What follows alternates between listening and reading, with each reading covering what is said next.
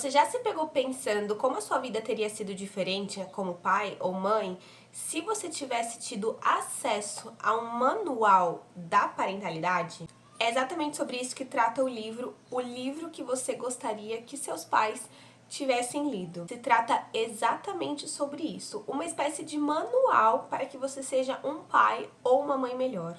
Nesse vídeo eu trouxe 6 insights do livro.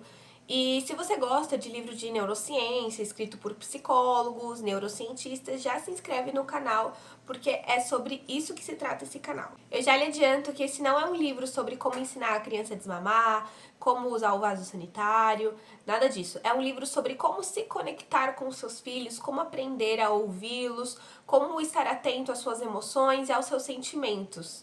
É sobre como criar laço com os seus filhos, entender o que contribui para a criação desse laço e o que impede que você tenha uma relação construtiva com as crianças ou com os seus filhos que já são adolescentes ou até mesmo estão na fase adulta. É um livro sobre como nós somos criados e como isso afeta a sua postura como pai. Fala sobre os erros também que você pode cometer como mãe, como pai, e o que você pode fazer para não cometê-los novamente. O primeiro insight que eu trago sobre esse livro é: se olhe no espelho. Esse primeiro capítulo basicamente é sobre o seu legado como pai. É sobre realmente olhar para si mesmo e pensar sobre o seu comportamento, porque o seu comportamento impacta e muito o comportamento dos seus filhos. Então, antes de você começar a reclamar ou apontar o dedo pra criança, pro adolescente, e pensar por que meu filho age dessa maneira, por que meu filho fala isso, por que meu filho fala aquilo, é olhar em primeiro lugar pro seu comportamento e pensar o que eu faço, como eu me qual comportamento que eu tenho está fazendo o meu filho agir desta determinada maneira. Claro que ele irá aprender coisas na escola, vai aprender coisas na rua, brincando com os vizinhos, mas muito dos comportamentos que os seus filhos têm hoje,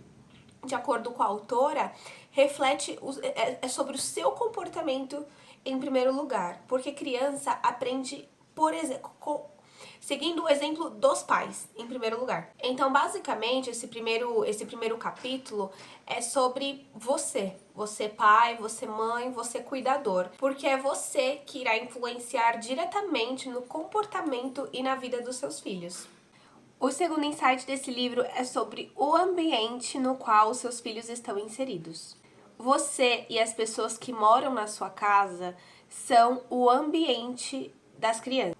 Basicamente, como os seus filhos irão se sentir, como eles irão interagir com o mundo ao redor deles, se baseia na relação que os seus filhos terão com você e se baseia na relação que eles têm com esse pequeno círculo dentro de casa. Não só dentro de casa, na verdade, mas ao redor também.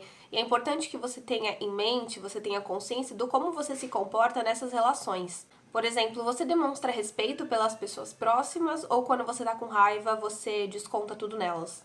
Que dependendo da sua resposta, né, dependendo do seu comportamento, muito possivelmente esse será o comportamento que o seu filho terá. A autora coloca que o núcleo como um todo, ele importa sim, mas não tem como a gente controlar 100% do ambiente no qual o seu filho está inserido. Então, por exemplo, você não vai controlar os amiguinhos as amizades que ele constrói na escola, você não vai conseguir controlar quem serão os professores dele. Nada é perfeito nessa vida. O que você pode controlar, claro que não 100%, é o ambiente familiar, né? As relações mais próximas.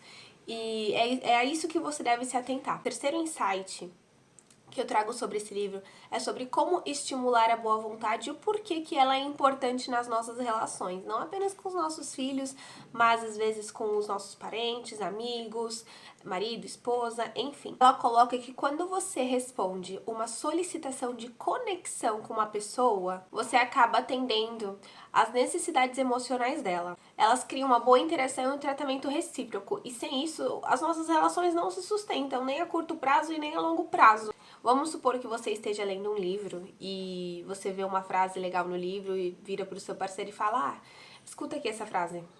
Você lê a frase pra ele, né?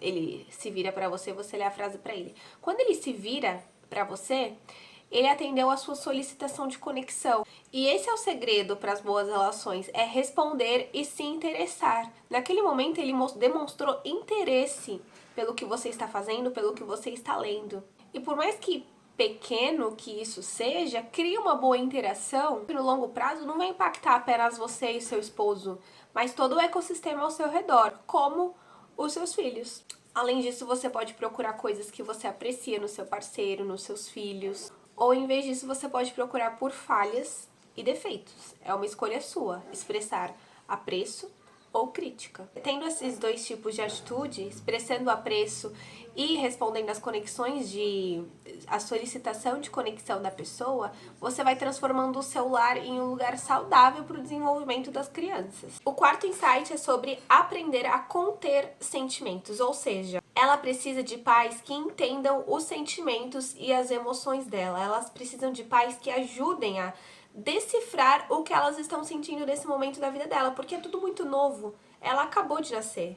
Muito possivelmente, seu filho tem 4, 3, 5 anos, eles ainda não entendem o que eles estão sentindo e não sabem colocar em palavras o que eles precisam de fato. E é esse o seu papel, mostrar que você está lá por ele, para ele, para ajudá-lo a entender o que ele está sentindo, para aceitar o que ele está sentindo, né? Fazer ele também aceitar, que às vezes a gente não aceita o que a gente, né? Até hoje, às vezes não aceita o que a gente mesmo sente. Imagina uma criança que ainda não entendeu como as emoções funcionam, mas sem se deixar levar por esses sentimentos. Conseguir ser essa figura que sabe conter a emoção de uma criança é sobre entender o motivo, ajudá-la a expressar em palavras o que ela está sentindo, encontrando maneiras aceitáveis para que ela possa se expressar, sem adotar um comportamento punitivo da sua parte.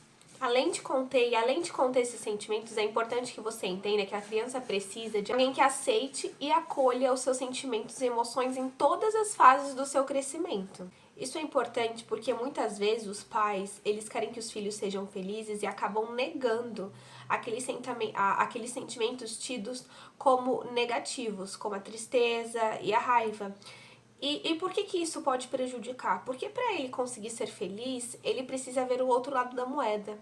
Ele precisa sentir a tristeza para dar valor à felicidade, para entender o que é felicidade. Ainda mais quando é uma criança que não sabe, não tem a separação racional como nós adultos temos. Por isso que é importante nós aceitarmos os nossos sentimentos em vez de negá-los. O insight 5 é sobre criar boas condições para a saúde mental do seu filho e da sua família.